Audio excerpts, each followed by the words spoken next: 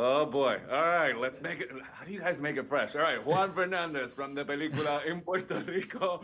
It is a pleasure. It's still a pleasure to get to ask you questions about your new film. I will be directing questions individually. Jesse, Yes, sir. given that each time the movie sort of gets bigger, there's a lot of things that are going on, and sort of heavy lifting in exposition, tone, rhythm, lots of genre elements. So the chemistry between the cast has to work or else sort of the movie falls apart. So after not doing it for so long, was it like instant? Is that something that clicks once they say action? How you guys work around making that happen so everybody gets to do the heavy lifting together?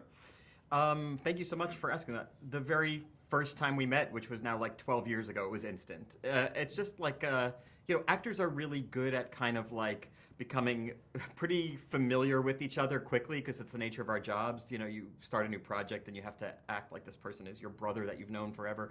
And we just got lucky with this cast that everybody was kind of fun and not, egomaniacal. And then when we brought like the young cast in, Justice, Ariana, and Dom, it had the same feeling.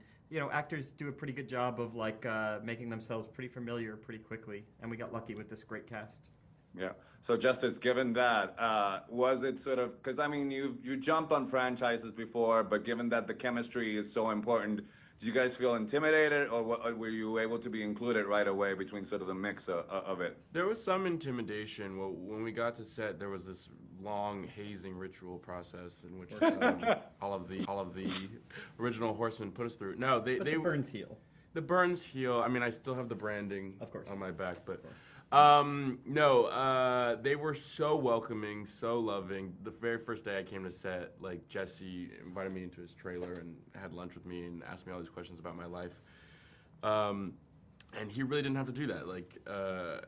But that like went a long way. That set the tone for the rest of the process, and so I was really grateful for that.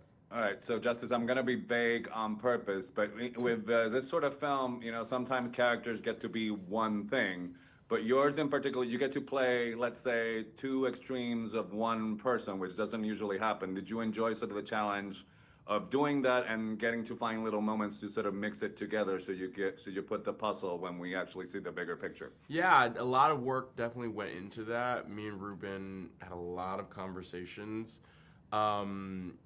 I just really wanted to, focus on highlighting the story of this guy who is very smart, who has such a passion for magic, but shies away from the spotlight and learns throughout the movie how to inhabit the spotlight. I just wanted to make sure that character was believable.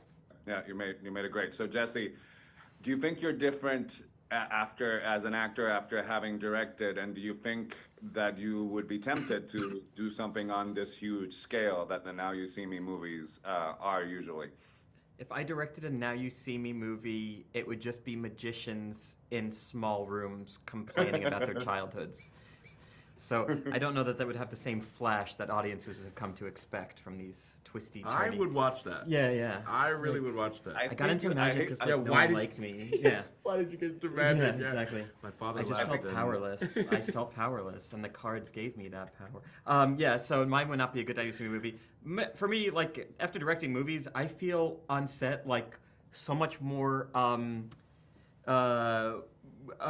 happy to do anything and go anywhere and say any line, any place. Because, like, when I started acting, I came out of drama school where they teach you, you stay true to your role and you resist any kind of manipulation or artifice. And having directed movies, like, sometimes you just need the actor to stand there because that's where the light is, even if they're not character would stand over here. And so, like, I'm just a lot more sensitive to what the film needs more than, like, let's say, sticking true to my pretentious ideals that actually are impractical. All right, so thank you for that. And I think there is an audience for your version. For my version of, like, Now You See Me, but stop looking. I can't produce it. I'll only be a PA. But my time is up. Thank you so much. Thank you, guys.